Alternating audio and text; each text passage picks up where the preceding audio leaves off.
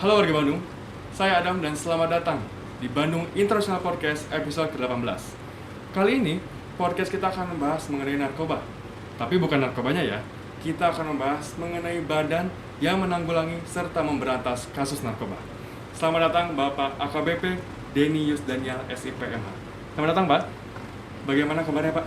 Alhamdulillah. Alhamdulillah baik ya Pak ya, sehat. Apalagi kita sedang di masa pandemi seperti ini, Iya, kita harus tetap sehat. menjaga kesehatan Iya. betul ya Pak. Baik warga Bandung, sebelum kita mengenal lebih dalam tentang apa itu BNN, mungkin Bapak boleh dong menceritakan Bapak ini selaku apa di BNN Pak? Baik. Warga Kota Bandung yang saya cintai, saya banggakan. Saya Denny Daniel, Kepala BNN Kota Bandung.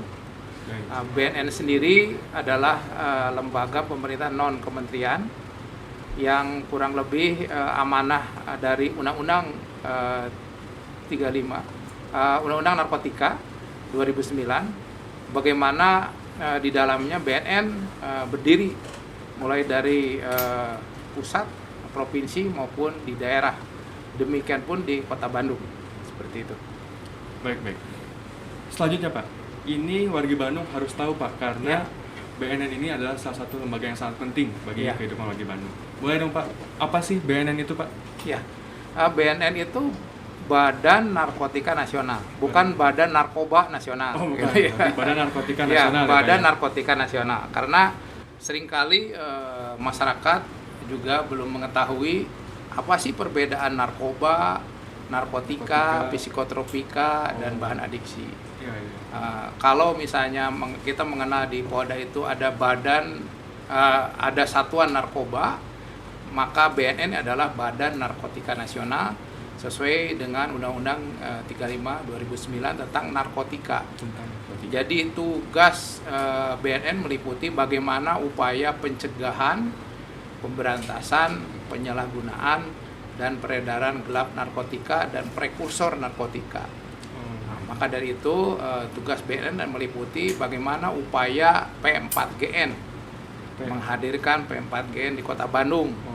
Bagaimana masyarakat, pemerintah daerah, seluruh komponen bangsa ini bersama-sama melaksanakan upaya P4GN, upaya pencegahan, pemberantasan, penyalahgunaan, dan peredaran gelap narkoba. Itu tugas BNN. Baik. Tentunya Pak, ini adalah latar belakangnya nih Pak. Kenapa sih BNN bisa muncul? Nah, awal mula berdirinya BNN ini seperti apa Pak? Ya, dalam upaya mencegah, melindungi, dan menyelamatkan bangsa Indonesia dari bahaya narkoba, maka lahirlah Undang-Undang 35 tentang narkotika. Nah, undang-undang tersebut di dalamnya ada strategi negara dalam menanggulangi bahaya narkoba. Maka leading sektor daripada upaya P4GN ada lembaga dinamakan Badan Narkotika Nasional. Badan Narkotika Nasional.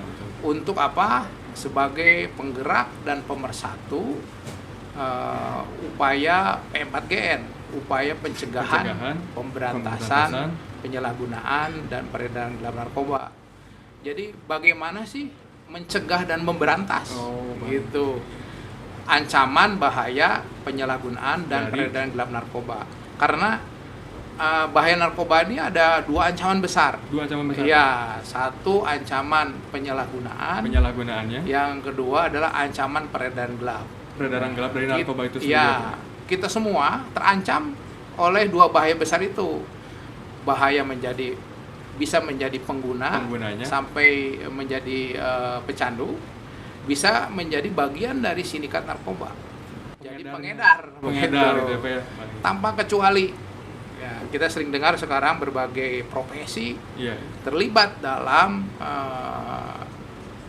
pengedaran, dalam penyalahgunaan maupun peredaran gelap narkoba. Untuk itu harus diupayakan bagaimana mencegah, bagaimana memberantasnya. Itu. Maka dari itu negara sudah mendesain satu strategi yang dinamakan P4GN. P4GN tadi ya. Nah, dan P4GN didesain menjadi tanggung jawab bersama, bukan hanya tugas BNN saja. Nah, karena bagaimana mencegah ini terutama itu harus dilakukan oleh seluruh komponen bangsa ini. Bagaimana pemerintah daerah bersama-sama dengan masyarakat juga bersama-sama memfasilitasi P4GN dalam pelaksanaannya dan membuat rencana aksi untuk menciptakan lingkungan bersih narkoba.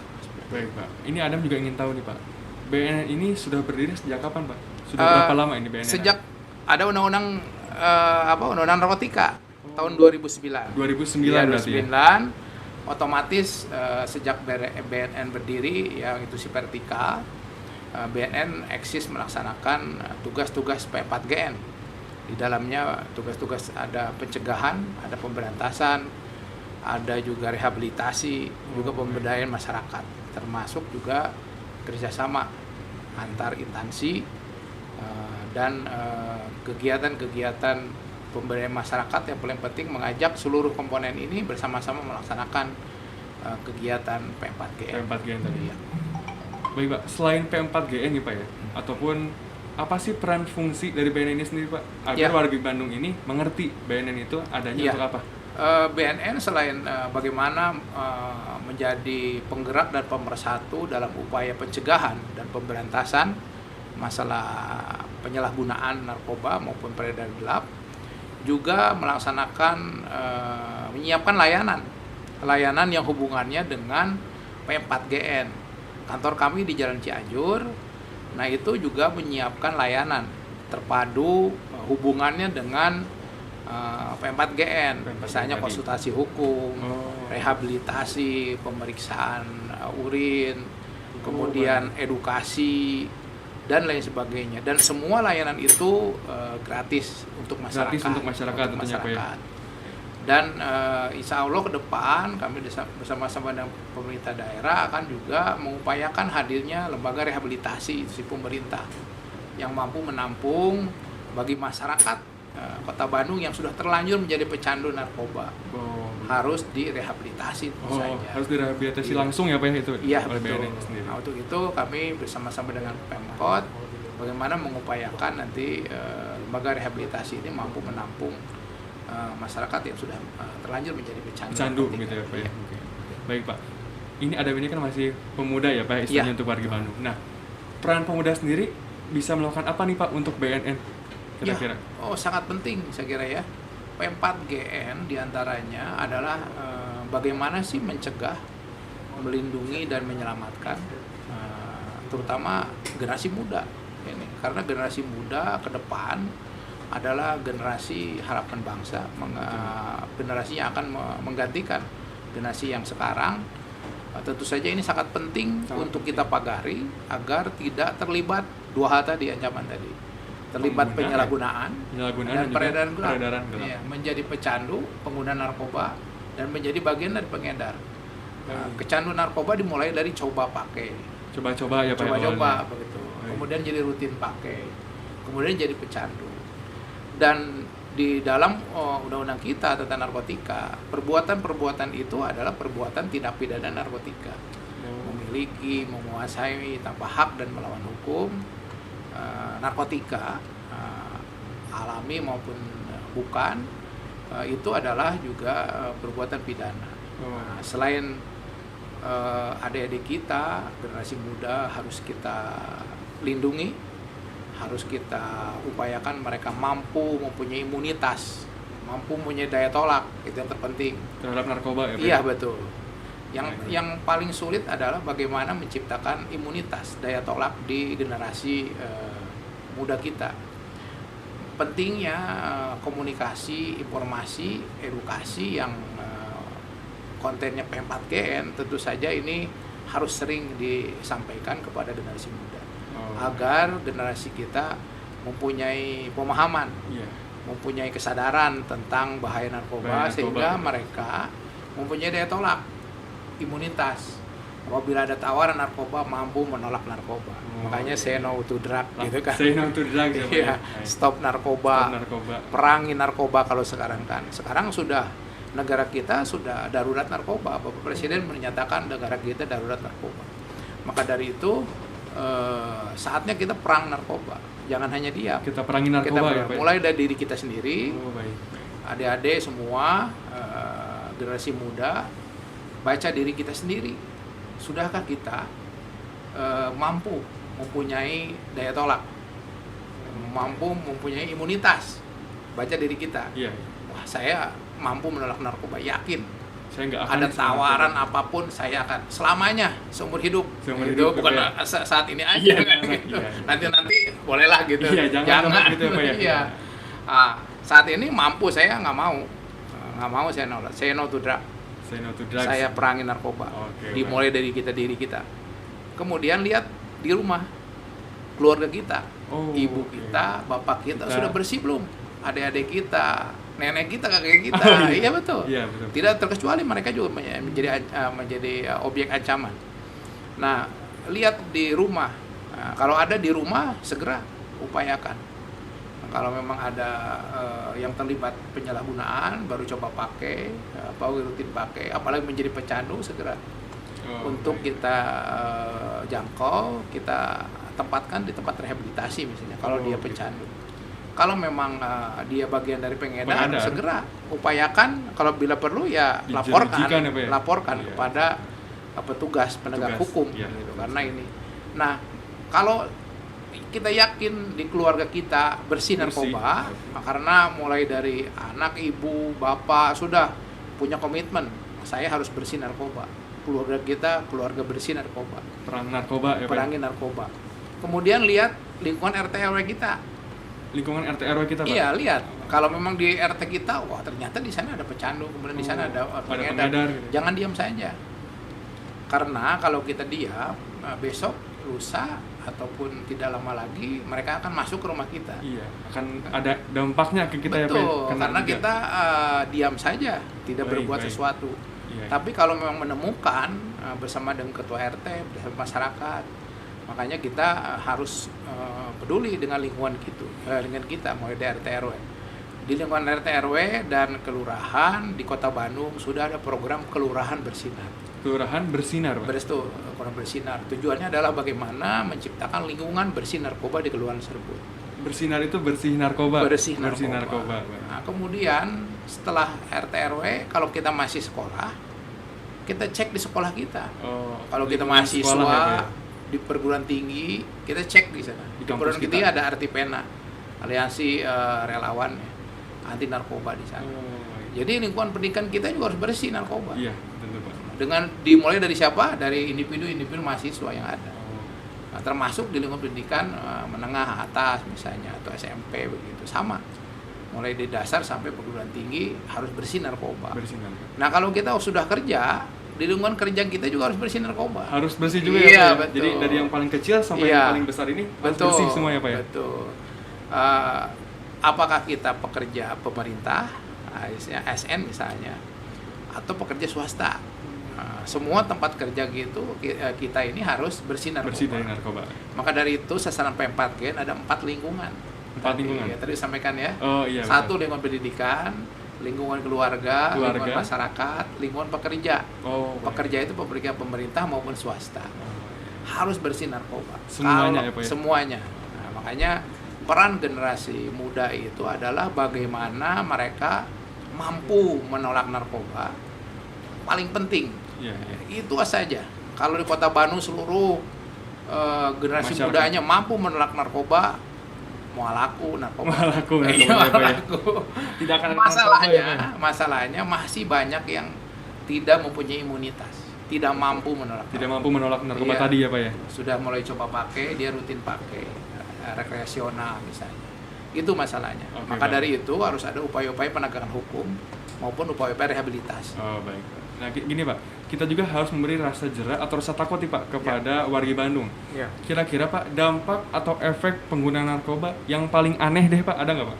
Ya, sekarang ini narkotika berkembang. Bahkan ada namanya NPS, narkotika jenis baru, New NPS. Psychoactive, Oh. New Psychoactive Substance.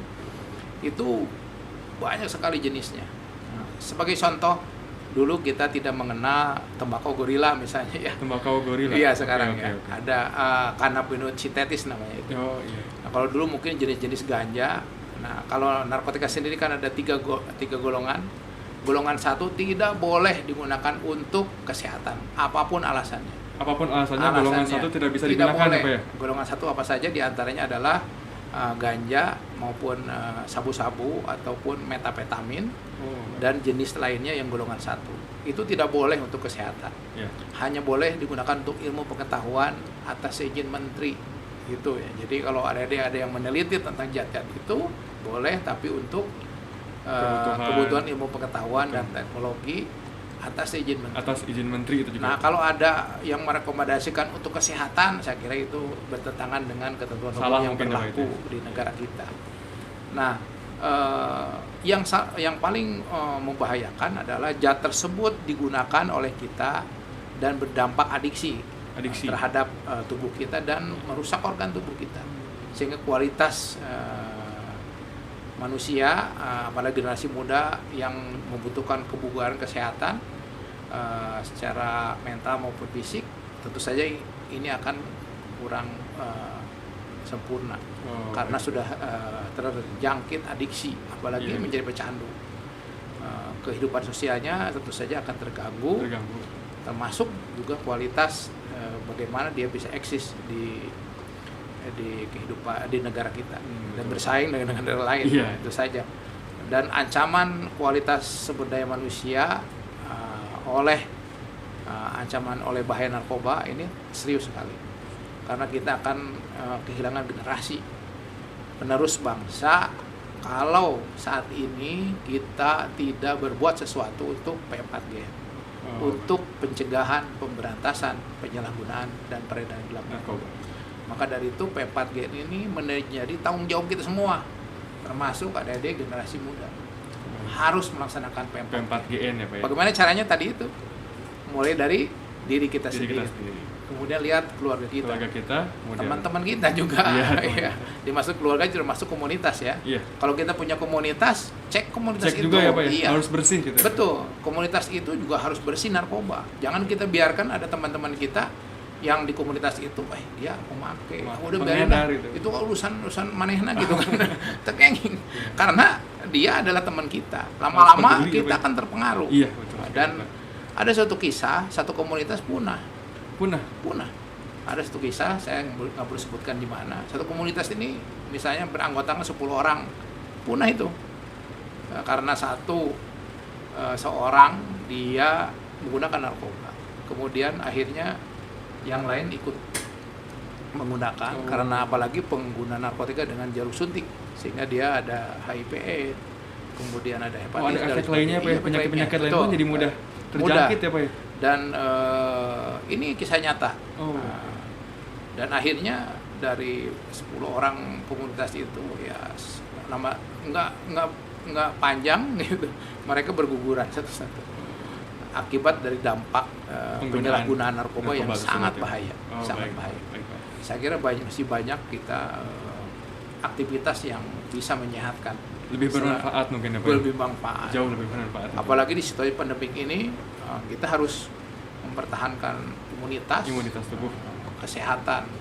Saya tadi pagi sebelum kesini goes dulu. Pak. Alhamdulillah sekali. Sampai BHD gitu kan. Waduh. Sampai bumi herba itu ya.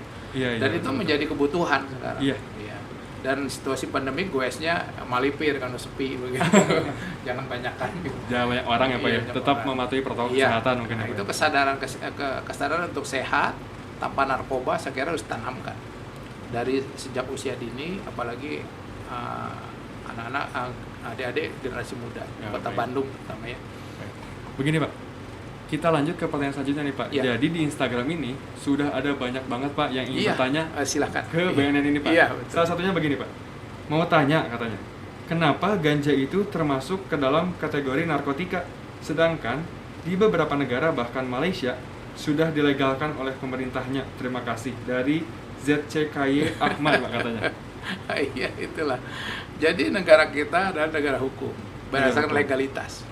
Apa yang tertulis di undang-undang itu adalah ada aturan yang mengikat. Kemudian BNN pelaksana undang-undang. Artinya kalau ganja itu mengandung tetrahidrokannabinoid dan THC-nya itu adalah golongan 1. Nah itu undang-undang kita begitu. Ya kita jangan bangga orang lain dong. Bangga dengan negara kita. Ya, Pak, ya? Ngapain kita harus memperjuangkan ganja? Ngapain harus dilegalkan ya? Iya. Sedangkan itu saya kira kurang bermanfaat.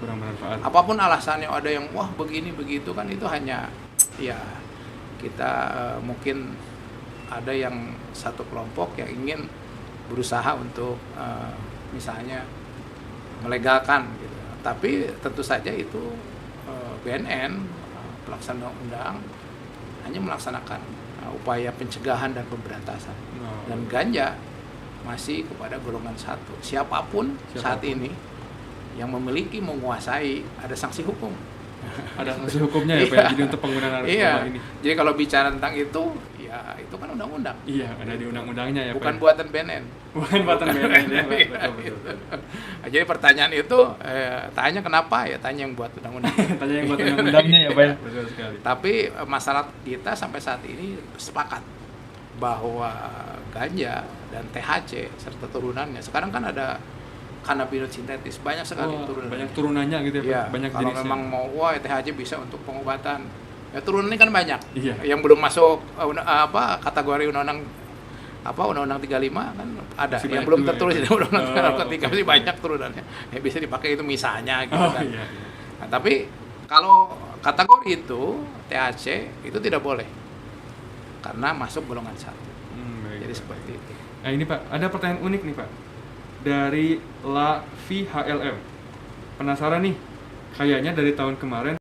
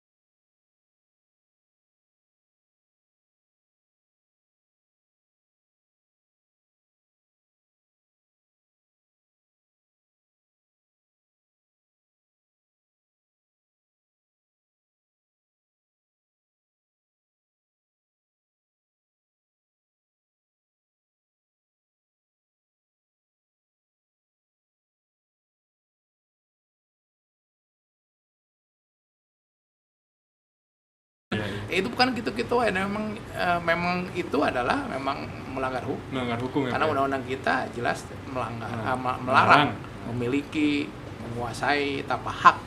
Itu melawan hukum. Karena sudah tersurat di situ dalam undang-undang kita. Dan kenapa artis menggunakan? Saya kira tidak hanya artis ya. Banyak sekali saat ini kalau melihat dari angka prevalensi Jawa Barat ataupun di Bandung begitu, ada memang yang menarik tahun 2009 ini angka prevalensi penyalahguna narkotika dengan jarum suntik itu 20% dari angka prevalensi, artinya sekitar 13.000 lebih pengguna jarum suntik. Betul, narkotika dengan jarum suntik. Artinya gitu kan luar biasa. Mungkin akan relevan dengan meningkatnya HIV misalnya begitu, dan ini harus tanggulangi dengan apa? Tadi itu masing-masing mempunyai imunitas ya, yang paling mudah menolak ya Pak ya. Coba tanya dulu dari kita lah, pemirsa nih adik-adik, tanya dulu dari kita, sudahkah kita mempunyai imunitas? Kalau belum paham, browsing lah tentang narkoba apa sih.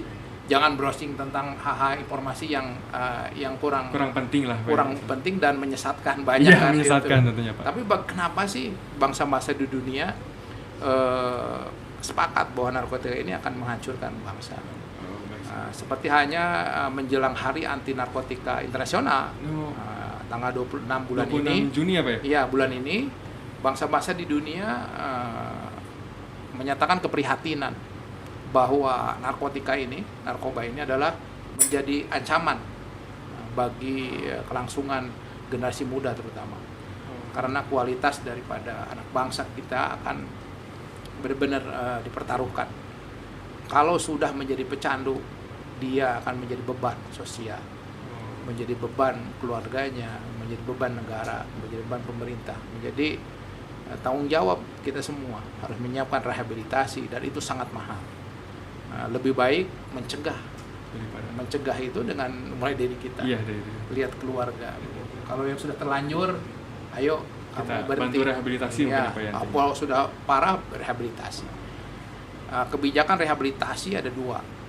Satu, rehabilitasi volunteer, bukan dengan penegakan hukum.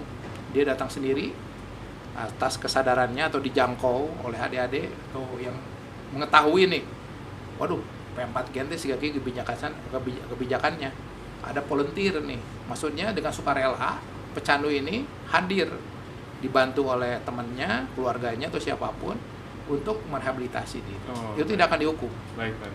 Kemudian ada upaya penegakan hukum, ditangkap dulu, kemudian dalam proses hukumnya, penyidikan, dia juga mempunyai hak untuk melakukan rehabilitasi sesuai dengan batas-batasan peraturan yang ada. Kembali ke artis tadi, saya kira tidak hanya artis. Kalau artis kan menjadi sorotan publik, banyak sekali yang menjadi korban. Yang terpenting bagaimana kita semua bisa mampu menolak narkoba. Iya, datang ganja satrek ke dia, wah, kita tolak para domba, para domba kayak iya. Nah itu karena kita semua mampu menolak. Buat apa gitu? Kita laku di pasaran, dibuang ke tempat sampah mungkin. Nantinya kalau seluruh warga Kota Bandung sudah mampu menolak narkoba, itu yang terpenting. Daya tolak, daya tangka, daya tahan masyarakat terhadap ancaman bahaya narkoba perlu terus ditingkatkan dengan kegiatan-kegiatan KIE, edukasi ini, kampanye masif anti narkoba, kegiatan pemberdayaan masyarakat. Iya. Itu berarti untuk warga Bandung nanti yang ingin belajar tentang BNN bisa mungkin buka websitenya Pak ya? Ada websitenya? Ada websitenya untuk belajar. Nanti warga Bandung, jadi untuk warga Bandung yang ingin belajar bisa langsung aja buka website BNN gitu ya Pak ya? Iya. Baik Bapak, terima kasih sekali lagi. Iya. Banyak sekali ilmu yang bisa Anda dapatkan. Dan semoga warga Bandung juga mendapatkan semua ilmu tadi. Iya. Ingat, kita rayakan Hari Anti Narkotika Nasional nanti di tanggal 26 Juni dengan sikap keprihatinan masyarakat dunia terhadap bahaya narkoba. Iya, dengan perangi narkoba dan juga war on drug dan juga stop drug. Oke, baik kalau begitu. Terima kasih sekali lagi Pak Dhani. Iya. Dan mungkin mari kita perangi narkoba ya Pak ya. Salamnya kita stop narkoba. Cukup sekian dari saya. Terima kasih dan sampai jumpa di Bandung International Podcast episode selanjutnya. War on drug.